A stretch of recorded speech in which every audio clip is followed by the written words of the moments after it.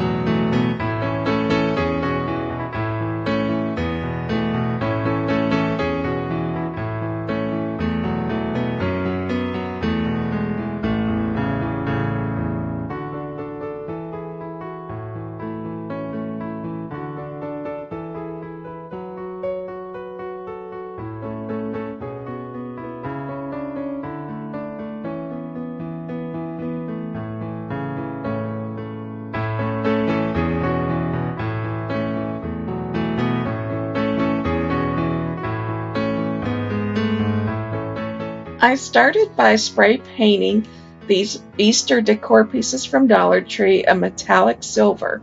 I didn't paint the back of these dishes here because they're already silver. And even though the silver colors are different, they're still going to end up looking about the same.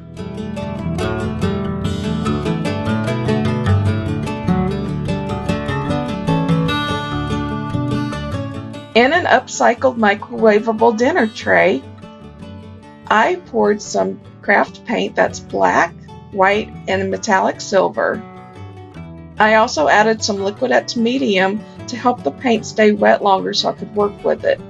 I'm using a stencil brush from the Dollar Tree and I'm just dabbing some black on there first. And then I'm going back over with a sponge brush and adding some silver and white. And I'm just kind of going a little bit back and forth. You can't really go wrong. I mean, sometimes I accidentally put the wrong paintbrush in the wrong paint and I just still roll with it. Really, this kind of project requires no perfection whatsoever. I do try to stay consistent, but sometimes things happen. Sometimes I space and put too much black on there and you just go and lighten it back up again and just go on with it. You can even take a crumpled up piece of paper towel or newspaper and dab some of the excess off and also give it a more rustic and galvanized metal look. Just relax, go with it, and try not to overthink it, and you'll find out that most of the projects will turn out really nice.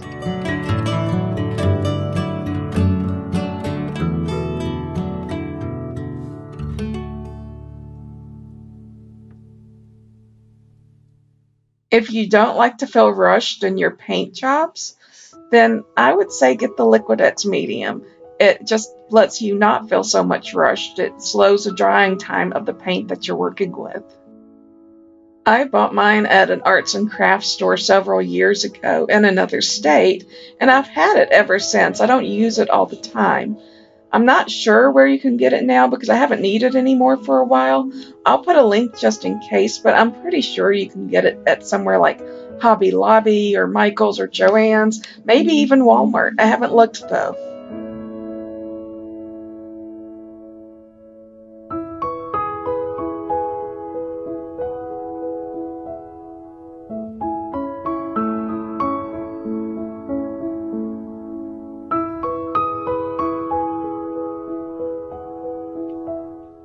These two platters I treated just the same way as I did that rabbit trellis.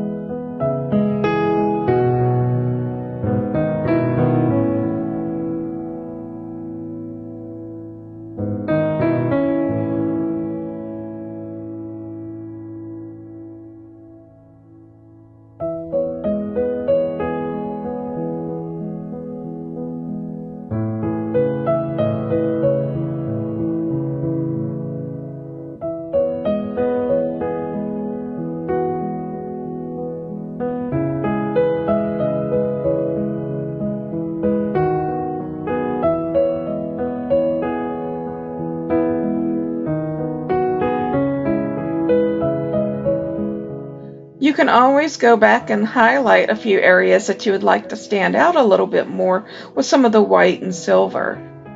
And you just kind of add it on different layers until you get what is suitable to your taste as far as light versus dark metal goes. Periodically, if my sponge brush starts to pick up a little bit too much black, I just kind of wipe it off on the craft sheet or a paper towel and just pick it back up again. But you can always have a few of these standing by just in case.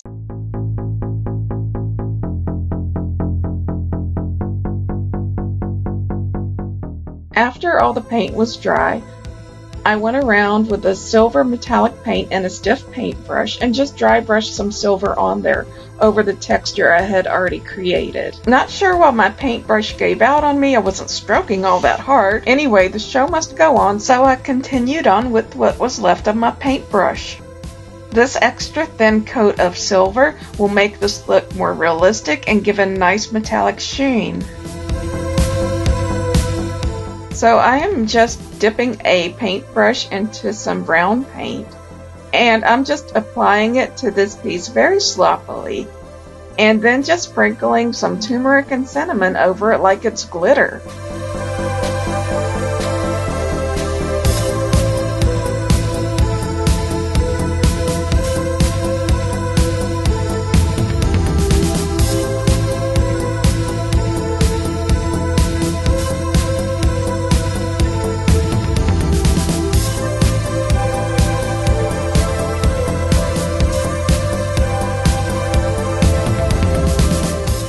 I completely treat it like glitter because it acts like glitter.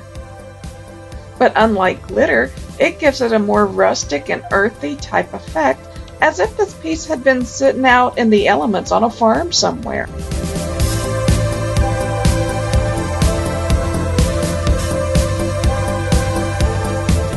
I just started doing this technique yesterday, and simultaneously I'm working on another project, and I'll give you a sneak peek here in just a second. But I'm doing this other project where I use this rusty type technique on this flower pot here, and that is going on simultaneously with this project, so it will be in an upcoming video very soon after this one is uploaded. So I hope you'll subscribe to my channel and check it out.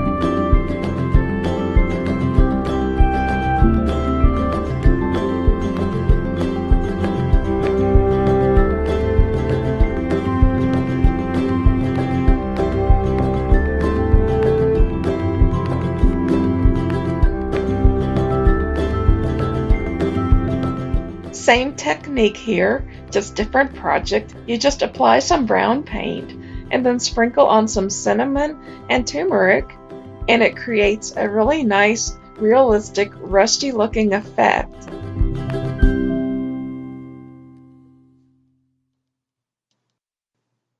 You can see other ideas on sites like Pinterest on how to create fake rust.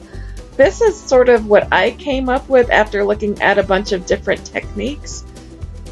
I like the yellowish orange look, so I add both turmeric and cinnamon. You can also use different colors of paint to create this fake rust look.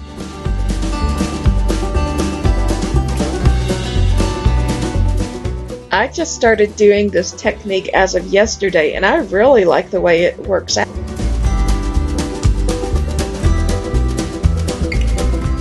After the paint and spices have set, I go around and just dust off the excess with the stencil brush. It should be a dry, clean brush, of course.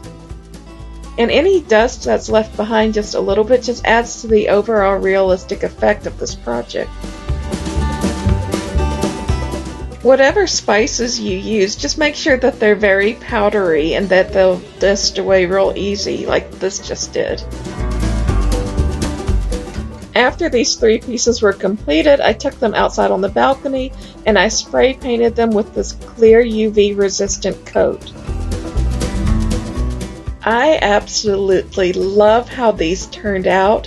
They look so realistic. They even feel a little bit realistic. You would never know that these are plastic.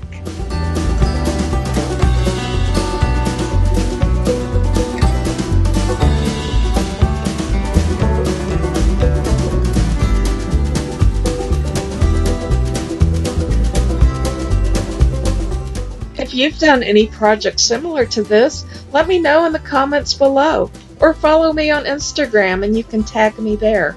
My name there is Saggycat, after a cat I once had named Sagittarius.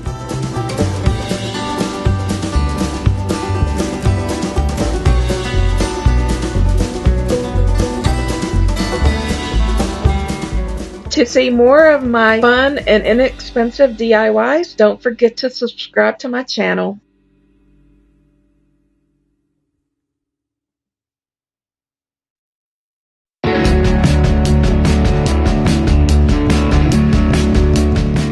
Once again, I am SD Kelly and I hope that you enjoyed this video and give it a big thumbs up if you did. Also, I hope you will subscribe to my channel because I have many more great ideas to share with you. If you're interested in following me on social media or contacting me, I'll put those links in the description below. I thank you for watching and bye for now.